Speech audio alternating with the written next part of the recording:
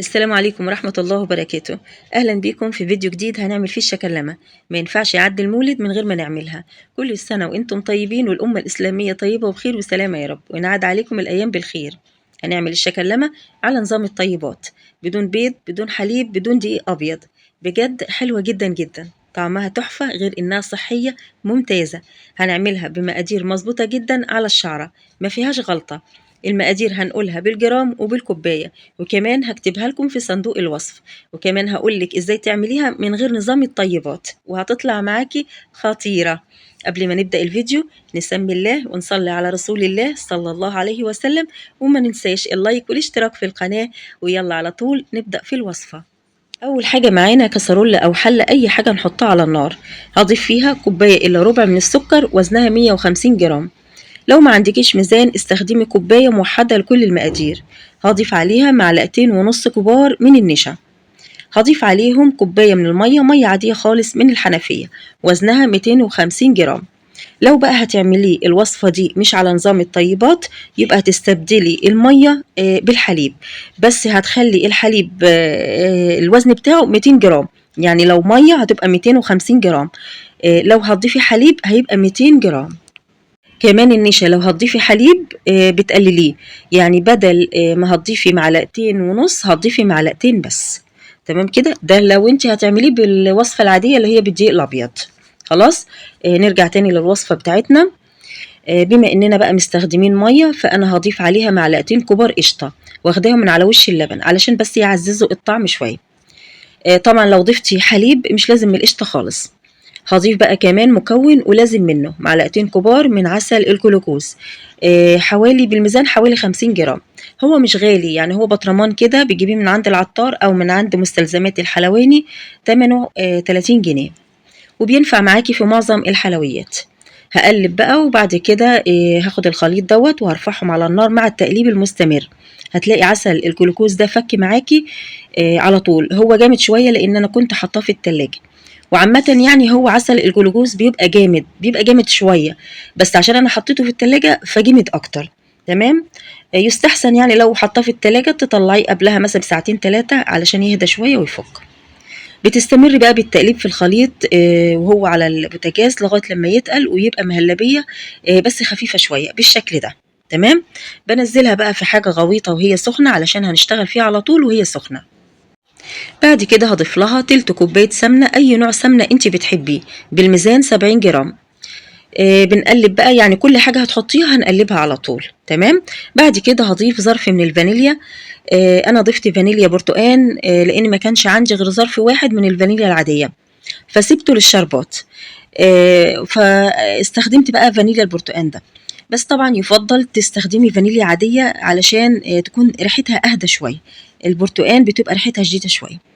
بنقلب، وبعد كده بضيف 4 معالق كبار دقيق الحبة الكاملة اللي هو ده. تمام. طبعا أي نوع استخدميه المهم يكون الحبة الكاملة. ال4 معالق دول وزنهم 60 جرام، ونقلب الخليط كويس.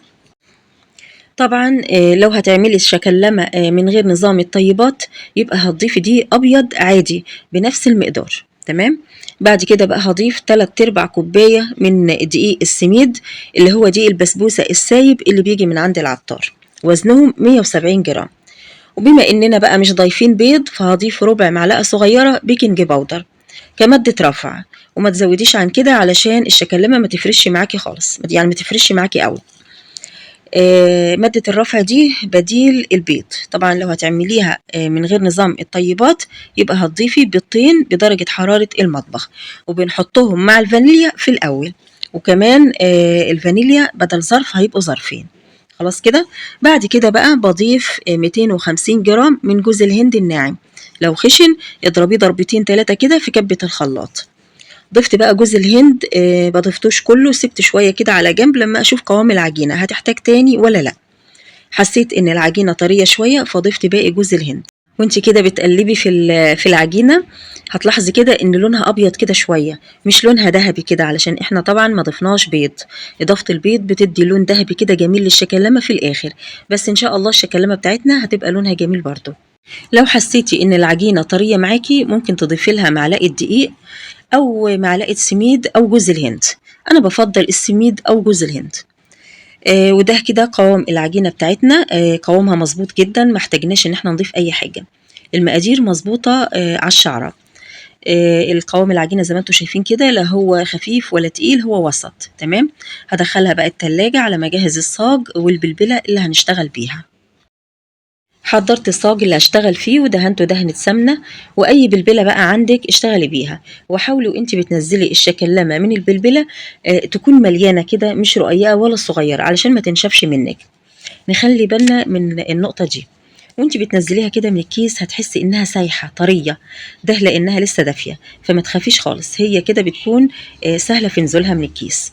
بمقادير بسيطة عملنا صاجين ده، وعملت كمان واحد. بعد كده بزينها بكريز، بقطع كده الواحدة قطع صغيرة، وبعد كده بضيفها على الوش. تقدري تزيني بالمتاح عندك، شوكولاتة او سوداني او فستق، فواكه مجففة اللي انت عاوزاه. بلاش بس الزبيب لانه هيتحرق منك في الفرن. بصوا بقى شكلها جميل ازاي، تحفة. شايفين؟ في منتهى الجمال. نعمل بقى الصاج التاني بنفس الطريقة بالشكل ده. وكده الصاج التاني بقى جاهز معانا. بنحطهم في التلاجة لمدة تلت ساعة علشان يمسكوا نفسهم شوية. ما ينفعش نحطها في الفرن على طول وهي لسه دافية وسايحة. وعلى ما الشكلمة تاخد وقتها في التلاجة، تعالوا نعمل الشربات اللي هنسقيها بيه. الشربات يكون دافي والشكلمة سخنة.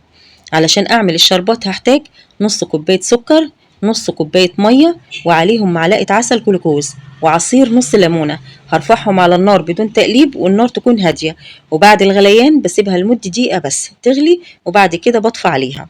هنا بقى الشكلمة بعد ما طلعتها من التلاجة ماسكة نفسها ايه. هدخلها الفرن، كنت مسخناه قبلها ب10 دقايق على درجة حرارة 170، ما تزيديش عن كده، من 160 ل 170، يعني ممكن 160 165 170 اخر حاجة.